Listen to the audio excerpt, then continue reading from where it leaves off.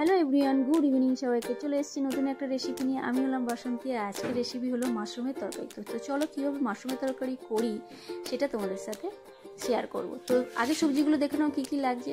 ফুলকপি লাগছে, ক্যাপসিকাম, ডুমো করে আলু কেটে রেখেছি, আর এদিকে টমেটো, আদা, কাঁচা লঙ্কা, ধনেপাতা লাগছে, আর এদিকে তো মাশরুম অবশ্যই লাগবে। এর মধ্যে আরও অনেক সবজি দেওয়া যায়, যেমন গাজর, বিনস, কিন্তু আমার বাড়িতে ছিল না তাই দিলাম না। তোমাদের বাড়িতে থাকলে অবশ্যই দিও। দেখো মাশরুমটা ধুয়ে নিয়ে ডুমো ডুমো করে কেটে ফেলেছি, আর বাকি সবজিগুলো দেখো এইভাবে কেটে নিয়েছি।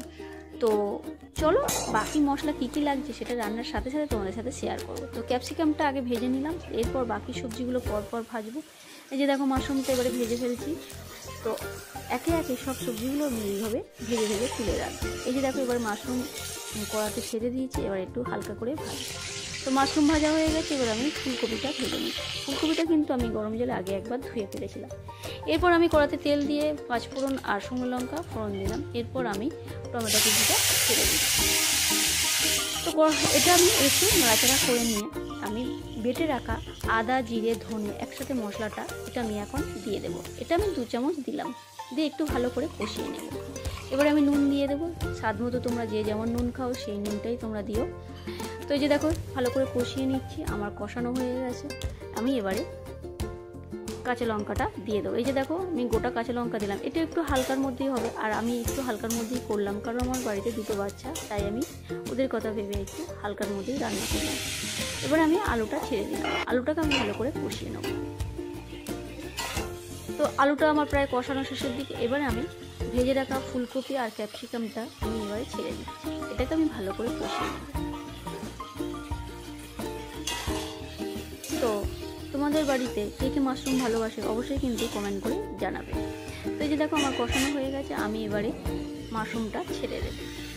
দেখো মাশরুমটা ছেড়ে দিলাম। এবার মাশরুমটা ছেড়ে দেওয়ার পর ভালো করে মশলাগুলোর সাথে মাখিয়ে নেব। দেখো ভালো করে কষিয়ে নিচ্ছি। তো আমার প্রায় কষানো শেষের দিকে। আমি একটু হলুদ দিয়ে দিলাম, অল্প একটু হলুদ দেবো। এই রান্নাটা একটু সাদা সাদার মধ্যে হবে, কারণ আমি এর মধ্যে কাজু, পোস্ত আর চালমগজ একসাথে বেটে রেখেছিলাম। এই মশলাটা আমি দেব, এই বাটাটা আমি দেব। তো এটা একটু সাদার মধ্যেই হলে ভালো লাগবে।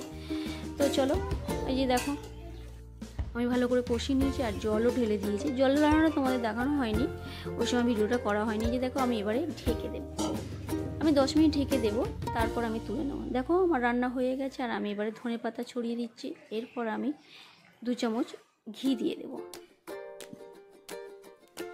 এরপর আমি চিনি দিয়ে দেবো 1 চামচ।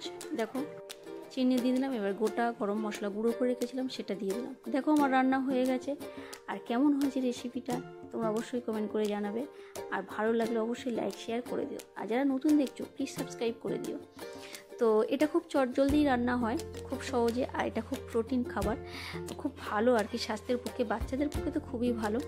তো তোমরা তোমাদের বাচ্চাদের জন্য এটা ব্যবহার করতে পারো। খুব ভালো একটা খাবার, মানে কোনো তেল মশলা অতটা নেই, খুব সিম্পল রান্না, খুব তাড়াতাড়ি হয়ে যায়। তো রান্নাটা কেমন লাগলো, রেসিপিটা কেমন লাগলো অবশ্যই তোমরা কমেন্ট করে জানাবে। আজকের মতন এখানেই টাটা, আবার নতুন একটা ভিডিওর সাথে দেখা করব। তো ঠিক আছে, বাই।